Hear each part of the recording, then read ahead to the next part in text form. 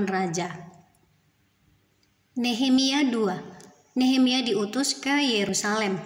Pada bulan Nisan tahun ke-20 pemerintahan Raja Artasasta, ketika menjadi tugasku untuk menyediakan anggur, aku mengangkat anggur dan menyampaikannya kepada raja.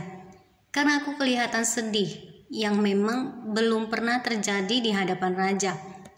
Bertanyalah ia kepadaku, mengapa mukamu muram walaupun engkau tidak sakit?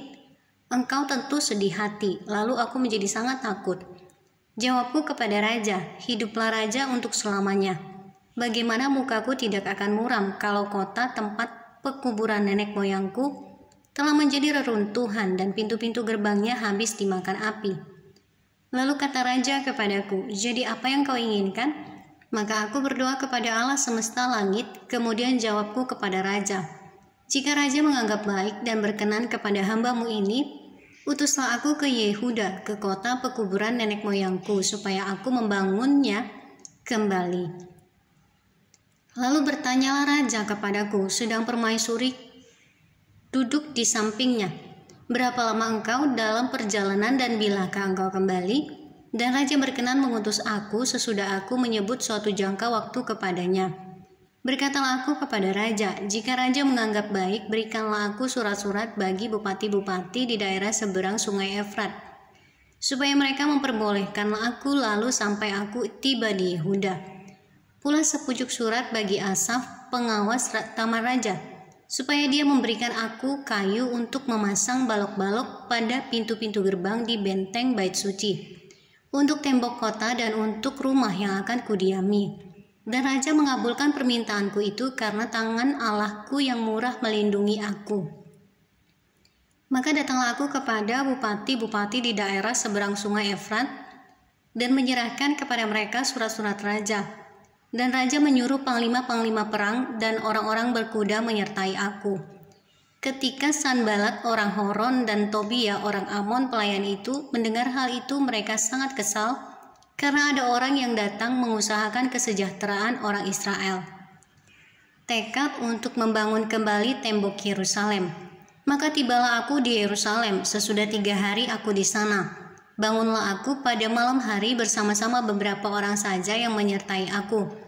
Aku tidak beritahukan kepada siapapun rencana yang akan kulakukan untuk Yerusalem yang diberikan Allahku dalam hatiku. Juga tak ada lain binatang kepadaku kecuali yang kutunggangi. Demikian pada malam hari aku keluar melalui pintu gerbang lebak ke jurusan mata air ular naga dan pintu gerbang sampah. Aku menyelidiki dengan seksama tembok-tembok Yerusalem yang telah terbongkar dan pintu-pintu gerbangnya yang habis dimakan api. Lalu aku meneruskan perjalananku ke pintu gerbang mata air dan ke kolam raja, karena binatang yang kutunggangi tidak dapat lalu di tempat itu. Aku naik ke atas melalui wadi pada malam hari dan menyelidiki dengan seksama tembok itu. Kemudian aku kembali lalu masuk melalui pintu gerbang lebak. Demikianlah aku pulang. Para pengusaha tidak tahu kemana aku telah pergi dan apa yang telah kulakukan, karena sampai kini aku belum memberitahukan apa-apa kepada orang Yahudi, baik kepada para imam maupun kepada para pemuka, kepada para penguasa dan para petugas lainnya. Berkatalah aku kepada mereka, kamu lihat kemalangan yang kita alami, yakni Yerusalem telah menjadi reruntuhan dan pintu-pintu gerbangnya telah terbakar. Mari kita bangun kembali tembok Yerusalem supaya kita tidak lagi dicela. Ketika kuberitahukan kepada mereka betapa murahnya tangan Allahku yang melindungi aku dan juga apa yang dikatakan raja kepadaku, berkatalah mereka, kami siap untuk membangun. Dan dengan sekuat tenaga mereka mulai melakukan pekerjaan yang baik itu.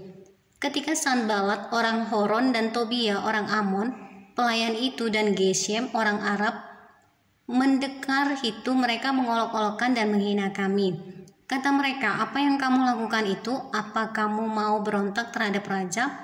Aku menjawab mereka, kataku, Allah semesta langit, dialah yang membuat kami berhasil. Kami hamba-hambanya telah siap untuk membangun, tetapi kamu tak punya bagian atau hak dan tidak akan diingat di Yerusalem.